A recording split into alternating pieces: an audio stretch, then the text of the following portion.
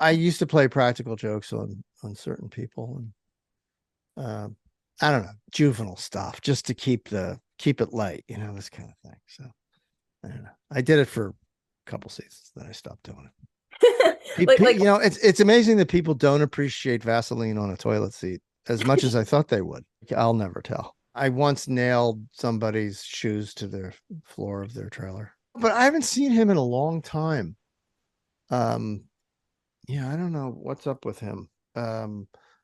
But Sean, really, Sean and I are friends. We do conventions together. We share an agent. So we see each other frequently on the road and in the hotel. We go to dinner together. Can't stand to watch myself. I think you'll hear that refrain from a lot of actors. Um, and I just, being there so much, I just didn't want to, you know, I didn't want to watch it after I just spent 14 hours doing it. Um, and yeah, I was quite shocked in 2021 when I started, I had the podcast deal and I came up with the idea. And they said yes. And I started watching the show and I fell in love with it. I'd seen the pilot, I'd seen Winter on the Netflix episodes. I thought they were terrific, but I just was in no mood to watch a show. But now it's my job to watch a show. And there's 2 decades in between me and the repulsive, the repulsion that I feel when I watch myself. So I didn't really feel it anymore. It didn't seem like I knew who that guy was, but I thought, hey, he's pretty good. Um, so it was a lot of surprise and delight watching the show the first time around. I'm not interested in any of them. I think they are teenage flings and necessary teenage romances to deepen and uh, her heart. I think she needs to get her act together. I mean, she's what? She's a mother now, 8 years, right? I mean, if I'm doing the math correctly, 9 years. She's got a 9-year-old. Maybe she's met somebody else. Maybe it's one of these guys. I don't know. But I think there's a world where, and please forgive me, I'm not a television script writer. Um, Maybe there's a world where there's a new energy introduced into her life and somebody that really, you know, captures her attention. And, you know, I like that new energy theory. So I'll go with that. Basically, I think these three guys had their shot. They blew it. All of them. They had their shot, man. They all blew it in their own ways. Oh yeah, no, they're forever. I mean they'll never change. They're rock solid, right? Look, you've got two people who are wildly independent, don't need each other to get through life, but want to be with each other. That's powerful. So I think that glue stays forever.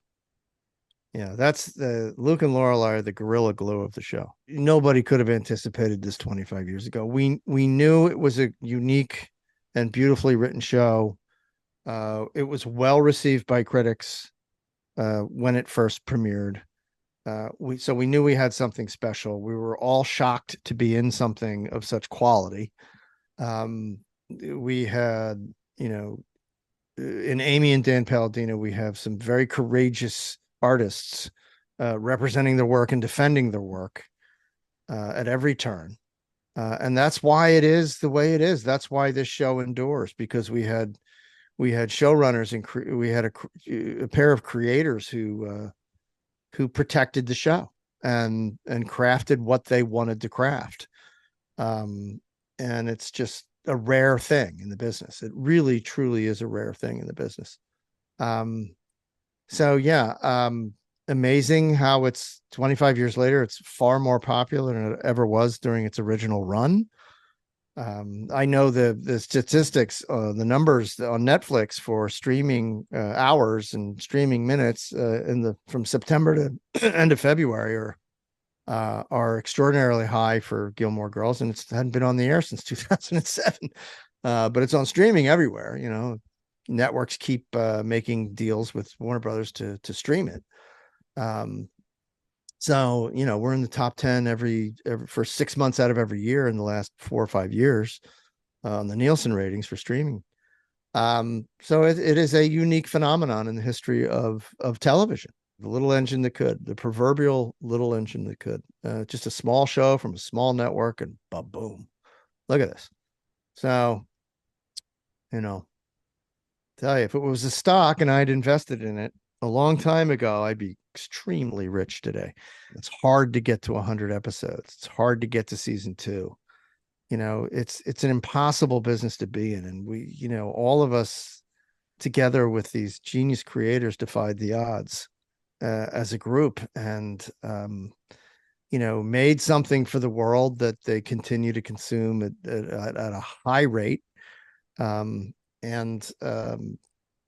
you could even go so far as saying that it's had some kind of therapeutic effect on the population that is exposed to this, either directly or indirectly. So, you know, maybe it's just one of those unique things that's just not going to happen again. And I think the more people that gravitate toward it begin to realize there's really nothing else that makes them feel this way. In a positive sense, it's just a unique combination of narratives going on, and styles, and iconoclasm, and sarcasm, and humor, and intellectualism, and family values, and virtues, and morals. It's all just all running together in one show, and somehow it can't work, but it does on this show. So there you go. It's unique.